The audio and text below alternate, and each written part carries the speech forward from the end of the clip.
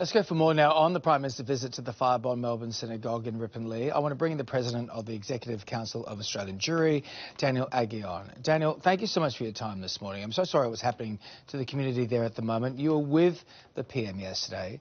What did it mean for the community to have him attend?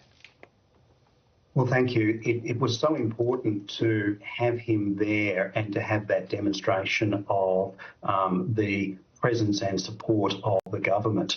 I believe, I spoke with him, he toured the inside, the ruined and blackened interior. I believe he is genuine.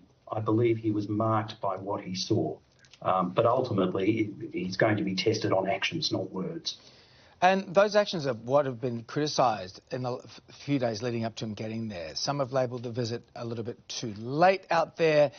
Unfortunately, this has been politicised by people. Now, what do you think? Do you think it was too long for the Prime Minister to get to Ripponlea? I can't speak to the time that the Prime Minister took to get to Ripponlea, but I will say that I'm disappointed about this. We put out a letter on Sunday.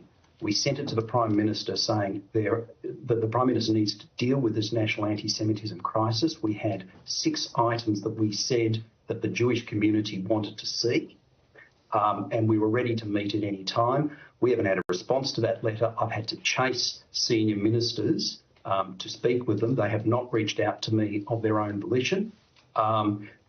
I repeat that the Prime Minister's will be judged by his actions, not by his words. And if he's genuine, he needs to sit down with the Jewish community, the leaders of the Jewish community, and he has to get ahead of this problem. Well, we've unfortunately had another anti-Semitic attack in Sydney overnight and this morning. A man has been arrested in Brisbane for making online threats to the Jewish community centre there.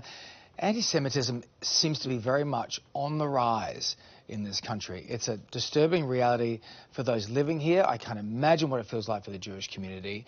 Where do we go from here? How do we drag this away and get it away from it? How do we draw the people who are doing this into the light? And how do we solve this issue? So there's actually, what you just mentioned, there are 2 separate events. A man has been arrested in Brisbane for making an online threat against the main Jewish community centre in Melbourne, and separately to that, in Sydney overnight, a car has been torched and anti-Israel graffiti has been spray painted on houses in Sydney. We need to get ahead of this problem. We have a number of things that we think that we can assist the Prime Minister on. We're grateful for what's been done so far, but funding to protect our institutions just puts us behind higher gates and fences.